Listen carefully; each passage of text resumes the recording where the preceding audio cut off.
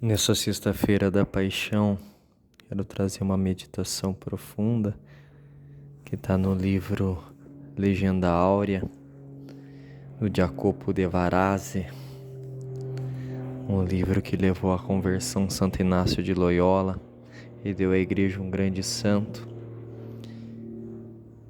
É muito vasto a meditação da Paixão, eu vou ficar nessa primeira parte onde ele trabalha as 5 causas quanto à dor de Cristo.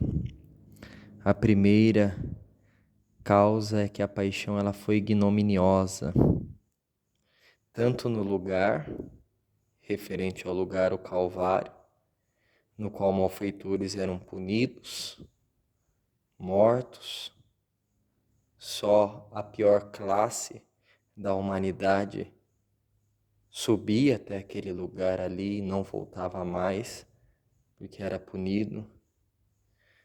E quanto ao suplício ali, uma morte vergonhosa, quando o homem era levado a essa morte, era para que a sua memória fosse apagada da face da terra. Então a cruz era o suplício reservado aos ladrões, a um povo que não merecia ali mesmo ter uma memória. Santo Agostinho chega a dizer que a cruz, que era suplício de ladrões, passou a adornar a cabeça de imperadores. E ele conclui essa frase dizendo: se Deus conferiu semelhante honra ao instrumento de seu suplício, o que não concederá aos que o servem? Isso que Cristo fez com a cruz, com seus flagelos, em especial a cruz, que hoje, daqui a pouco nós vamos adorá-la. Esse dia onde a igreja nos convida a olhar para o crucificado, esse sinal, e adorar essa cruz, este madeiro que carregou o sangue do nosso Senhor, do nosso Deus. E ao lado da cruz nós vemos 2 malfeitores, um à direita, outro à esquerda. O bom ladrão, Dimas, e o mau ladrão Gesmas. A um ele deu o reino, a outro o suplício, vai dizer um apócrifo, o Evangelho de Nicodemos. Santo Ambrósio, doutor da igreja, diz: quando estava preso à cruz, o autor da piedade deu a perseguição aos apóstolos, a paz aos discípulos, o corpo aos judeus, as roupas aos que o crucificavam, a alma ao Pai, um protetor à Virgem, o paraíso ao ladrão, o inferno aos pecadores, a cruz aos cristãos penitentes. Esse foi o testamento que Cristo fez ao morrer na cruz. Isso é muito profundo demais. Cada um ali vai recebendo o testamento, a herança de Cristo. Os apóstolos agora vão ser perseguidos. Os seus discípulos, eles têm, mesmo com perseguição, paz no coração. Os judeus que reivindicavam o corpo de Cristo flagelado, agora têm o corpo de Cristo. As roupas ali, os soldados sorteiam ela para ver de quem que era, e Jesus dá essa relíquia a eles. A alma ao Pai, um protetor à Virgem Maria, São João, porque agora Cristo não vai estar mais perto dela. O paraíso ao ladrão que se humilha. Nós merecemos essa condenação, Gesmas, mas a ele não. Senhor, lembra-te de mim quando estiveres no teu reino, quando estiveres no paraíso. E eu vos digo, ainda hoje estarás comigo. o inferno aos pecadores. Este sinal da cruz aos cristãos penitentes, que não se envergonham de carregar uma cruz no peito, um crucifixo. Esse foi o testamento que Cristo fez ao morrer na cruz. Aqui eu meditei a primeira causa ignominiosa. A segunda causa, quanto à dor de Cristo, é que a paixão foi injusta. Injusta porque ele não pecou. Injusta porque ele não mentiu, não entrou mentira na sua boca. E a pena que não se merece é muito mais dolorida. O quanto é dolorido a injustiça. Se você que me escuta, meu irmão, não sei aonde Deus vai levar essa meditação, mas você que me escuta, se você já viveu uma pequena injustiça na sua vida, você sabe o quanto é dolorido. Mas ainda para mim e para você, nós somos dignos de viver um pouquinho a dor na moral, na honra, mas Cristo não. Cristo não tem o que reparar. Nós temos muitos pecados a serem reparados, ele não. Ele foi acusado principalmente de 3 coisas: proibir o pagamento do dízimo, do tributo, dizer-se rei e fazer-se passar por filho de Deus.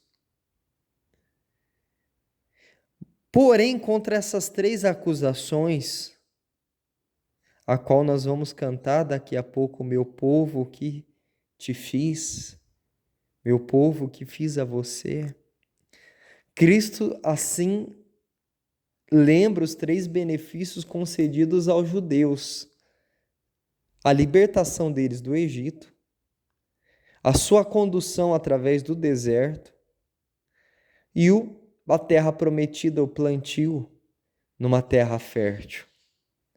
É como se Cristo dissesse: você me acusa de negar o pagamento do tributo, mas deveria agradecer-me de tê-lo libertado do tributo. Vocês estão me acusando de algo, eu libertei vocês dessa pena, meu irmão. Vocês me acusam de me dizer rei, mas deveria agradecer-me por, no deserto, ter lhe tratado como rei.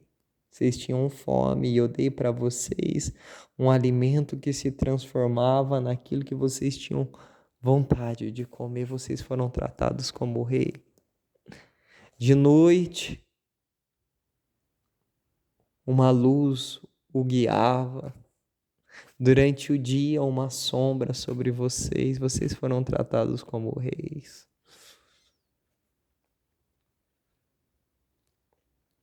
Vocês me acusam de dizer que eu sou filho de Deus, mas deveriam agradecer-me por tê-lo escolhido como minha vinha e tê-lo plantado em terra fertilíssima. Este povo, na qual teve a honra de receber a visita de Cristo. Existiam outros países, existiam outros povos, mas Cristo vai para eles. E eles não aceitam. A luz veio para iluminar as trevas, mas o povo preferiu as trevas. E você, meu irmão? O que você tem escolhido?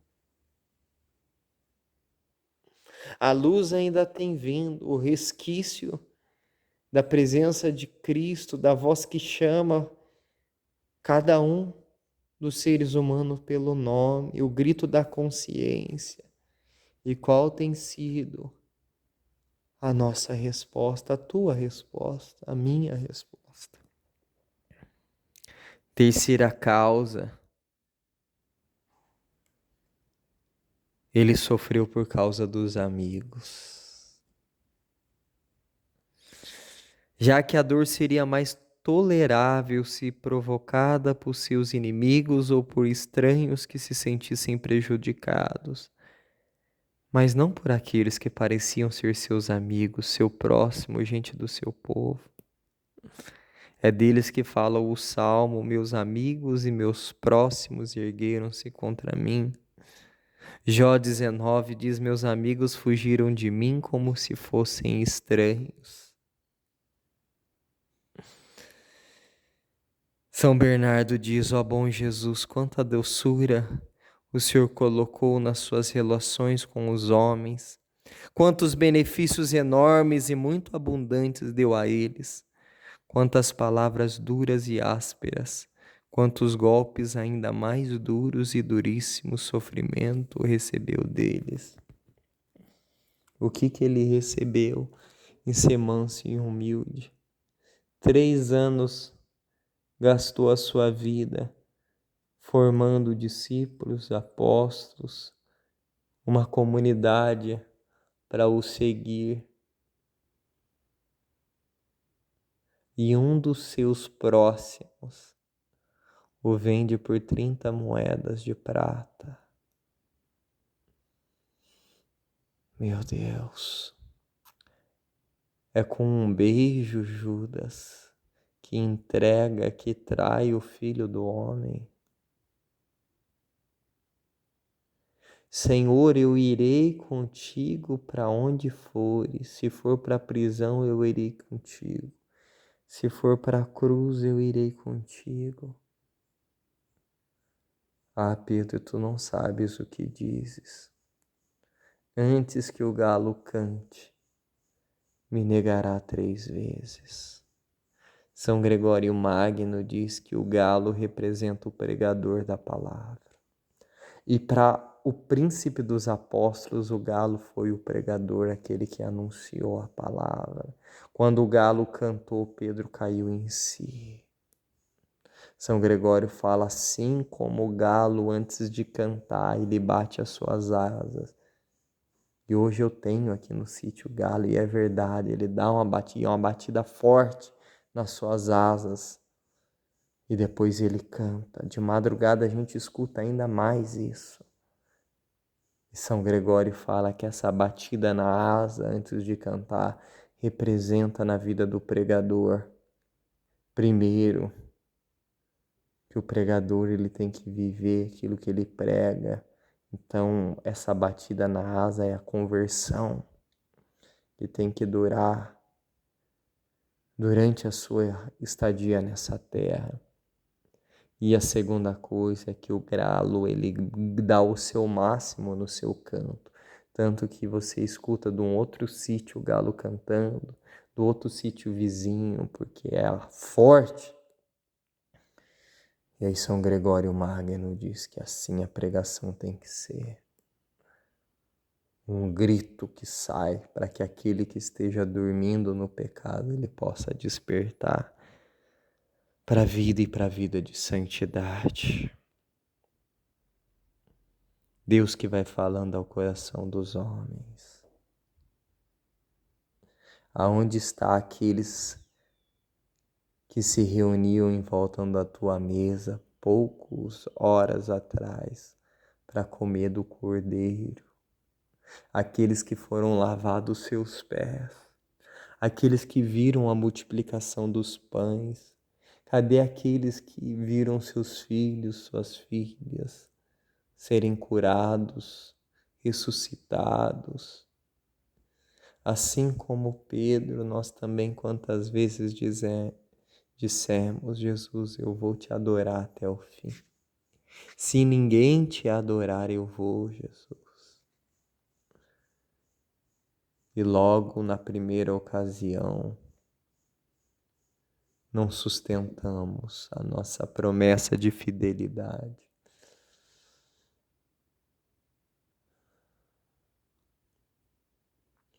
Quarta causa, devido à delicadeza de seu corpo, como fala figuramente Davi em 2 Samuel.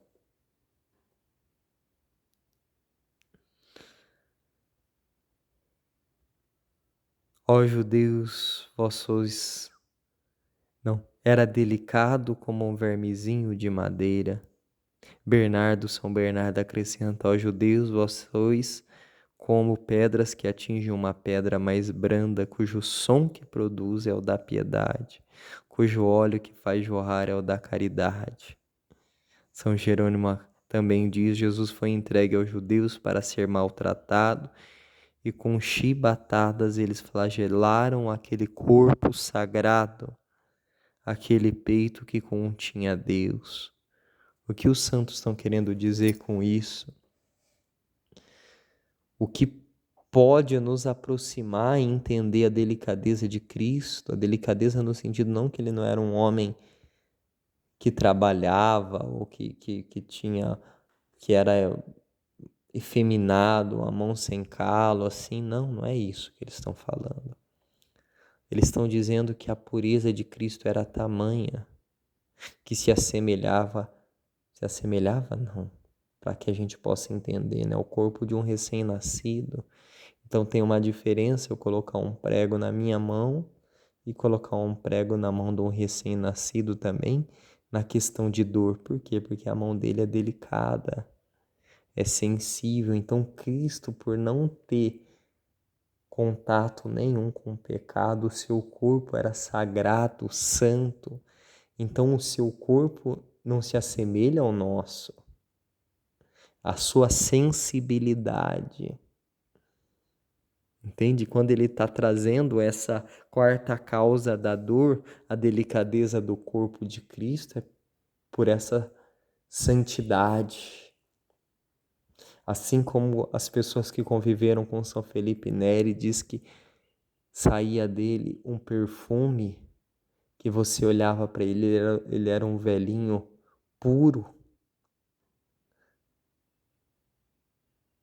Quanto mais santo a pessoa é, mais ela se assemelha à criança. Por isso que Cristo diz que o reino de Deus é semelhante, é dado àquele que tem uma atitude, um coração de criança. A pureza. São Tomás de Aquino um dia vão brincar com ele, dizendo, tem uma vaca voando ali no pasto, e ele vai ver a vaca voando, e aí eles questionam, mas uma vaca, como que você acreditou nisso? E aí ele responde, é mais fácil uma vaca voar do que eu encontrar mentira na boca de um frade, por isso eu fui. O que é isso? A pureza de coração. Agora, o que é um Tomás de Aquino, um Francisco de Assis perto do Cristo? Isso que já nos impacta na vida dos santos. Quantos relatos do Madia Magalgani que preferia levar 1000 apunhaladas do que cometer um pecado venial. Entendeu? Isso já nos humilha. Agora imagina o corpo sagrado de nosso Senhor. E a quinta e última causa, a dor que atingiu cada um de seus membros e de seus sentidos. Então, em primeiro lugar, ele sofreu nos olhos. Por quê? Porque ele chorou, né? Hebreus 5 diz que com gemidos e lágrimas. Então, no Horto das Oliveiras, Jesus chora. E São Bernardo explica, dizendo, ele subiu e gritou com força para que ninguém pudesse alegar não ouvi-lo de longe. E a seus gritos juntou lágrimas a fim de provocar a compaixão dos homens. Jesus chora 3 vezes. Ele chora sobre Jerusalém, ele chora na ressurreição de Lázaro e ele chora no Horto das Oliveiras. Sobre Jerusalém foram lágrimas de compaixão sobre aquela terra. Sobre Lázaro foram lágrimas de amor. mas na paixão foram lágrimas de dor. Quando Cristo olha para mim, para a tua vida, Ele tem chorado lágrimas de amor, de compaixão ou de dor? Essa pergunta eu quero que você faça, que essa meditação nos leve a isso, me leve a isso. Eu estou falando isso olhando para o crucificado e também meditando sobre isso quando Cristo olha para mim como pai, como esposo, como filho dele nas minhas atitudes, nas minhas ações. Eu não posso dizer que ainda dou a Cristo lágrimas de amor, como Lázaro foi digno de dar, porque era amigo de Jesus. Amigo. O amigo ama em todo momento, mas na provação ele se torna um irmão. Provérbios 17:17. Lázaro era amigo de Jesus. Morreu por Cristo. Depois de ser ressuscitado por Cristo, Lázaro morre, porque as pessoas estavam se convertendo pela ressurreição de Lázaro. Segundo lugar, Cristo sofreu no ouvido, quando o cobriram de ofensas e blasfêmias. Por quê? Porque Cristo era nobre. Cristo tinha uma natureza divina. Cristo era de uma estirpe real, a linhagem de Davi. Enquanto homem foi rei dos reis e senhor dos senhores. Então, diante dessas 4 qualidades, aquilo que aquele ouvido sagrado escuta. Ele que disse, João 14:6, eu sou o caminho, a verdade e a vida. Possuía um poder insuperável, porque todas as coisas foram feitas por ele e nada foi feito sem ele. Cristo ouviu, não é esse o filho de um carpinteiro? Sua mãe não se chama Maria? Cristo que ouviu expulsa os demônios por obra de Beelzebul, o príncipe dos demônios. Irmão, ele foi chamado de demônio. Ele foi chamado de filho do carpinteiro, seu filho. Então veja essas coisas que chegaram ao ouvido do Cristo como se fosse um nobre ouvindo. É a mesma coisa, vamos tentar colocar aqui um presidente da república e você chega ao seu filho do... Então quem está do lado ali, por quê? Porque ele é o presidente, você não pode falar qualquer coisa. Né? Você não pode, um juiz, você vai... O que acontece? É a cadeia. Porque você faltou com o respeito com uma pessoa que merece ser honrada.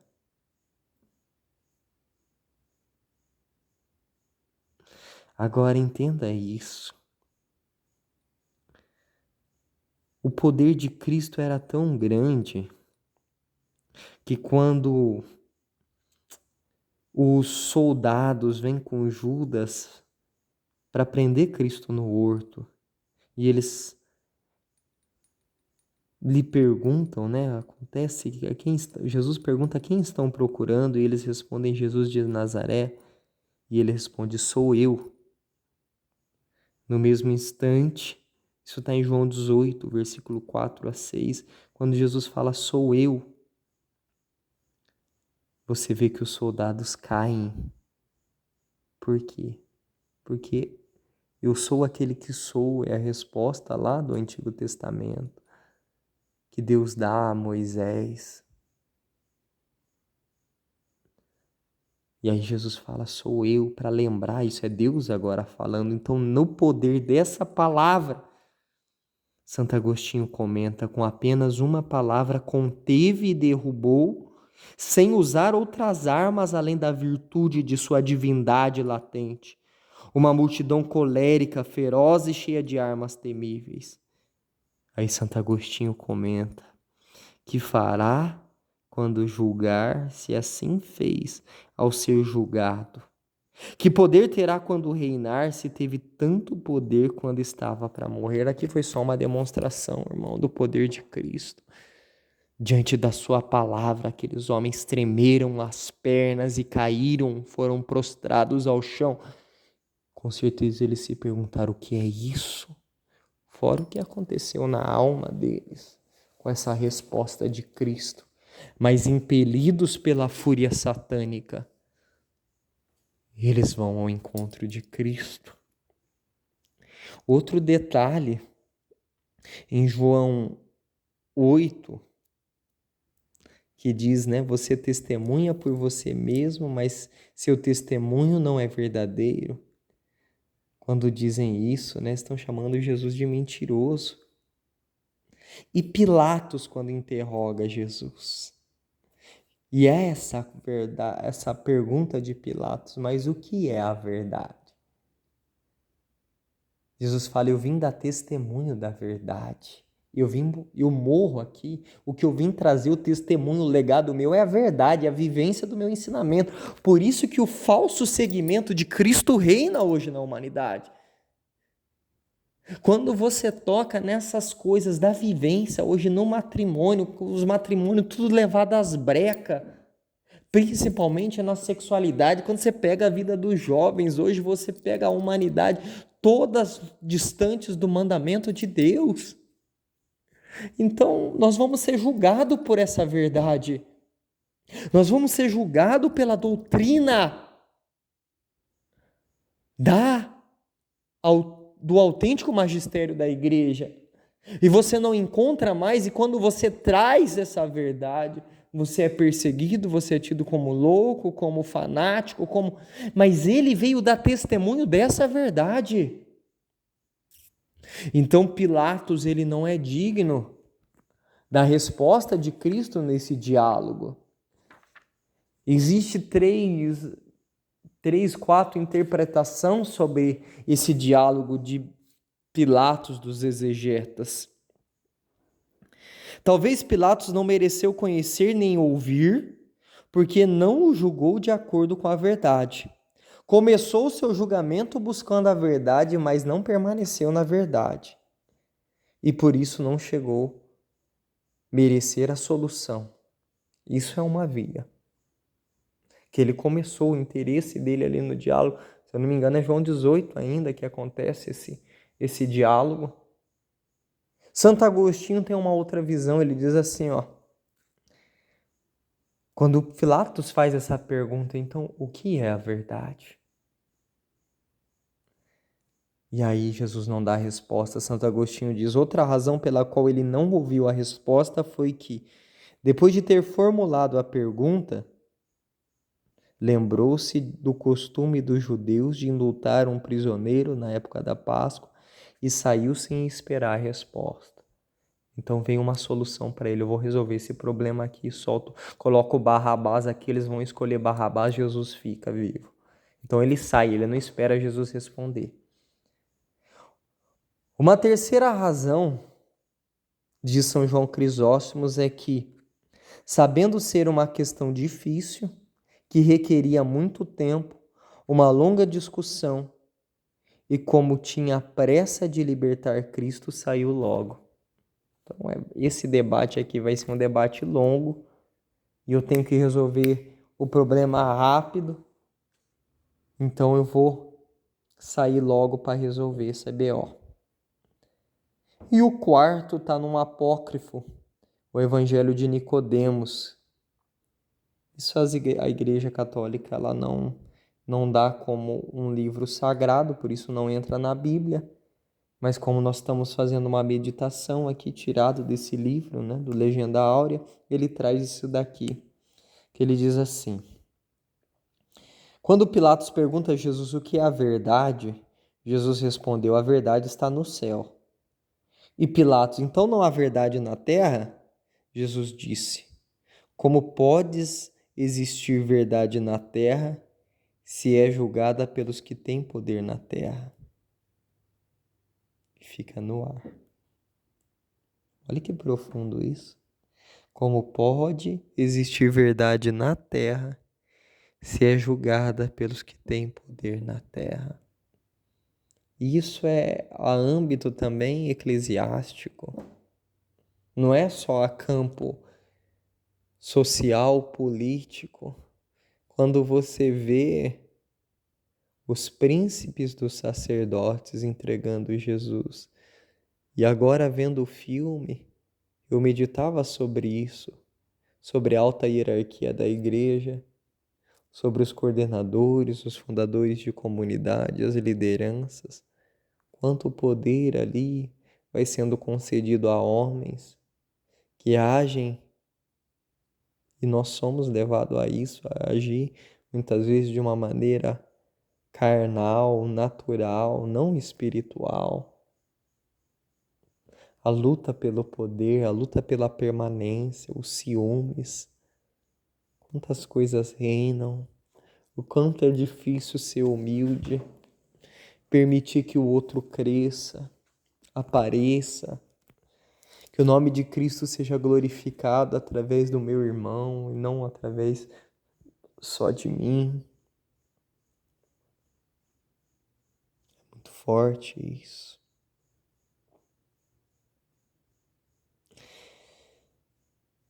Terceiro lugar, ele sofreu no olfato. Devido ao grande fedor do Calvário, lugar onde se encontravam corpos fétidos de mortos. A história escolástica diz que o nome Calvário vem de caveira, o osso nu da cabeça humana, porque ali os condenados eram decapitados e existiam muitos crânios naquele local. Então ele sofre no olfato com aquele lugar. E aí você medita, irmão, que quando a gente passa sobre um cadáver de um cachorro, né?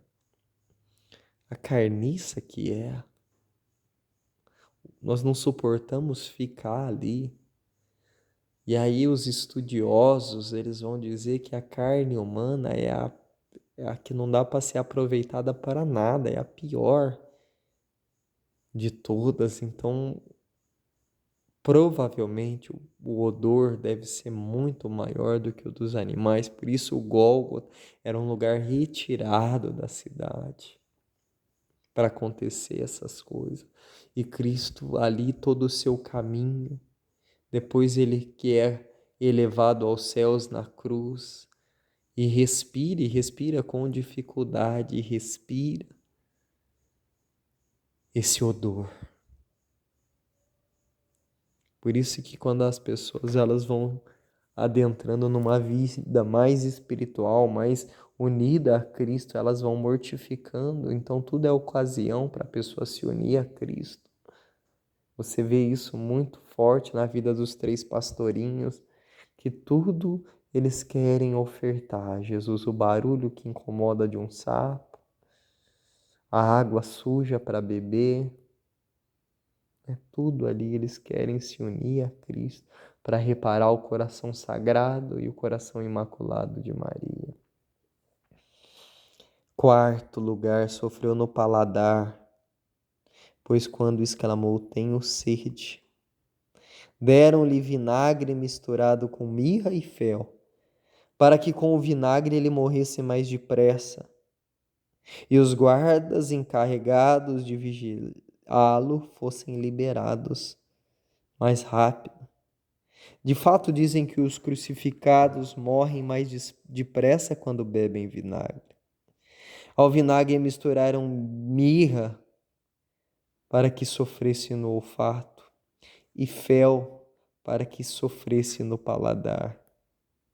Santo Agostinho diz: a sinceridade é enganada ao darem vinagre no lugar de vinho. A doçura é anulada pelo fel. A inocência é punida pelos réus. A vida é morta pelos mortos pelo pecado. Santo Afonso, na meditação da paixão, se não me falha a memória, ele vai dizer que este fel era fel de búfalo, que era o fel mais amargo que existia naquela época.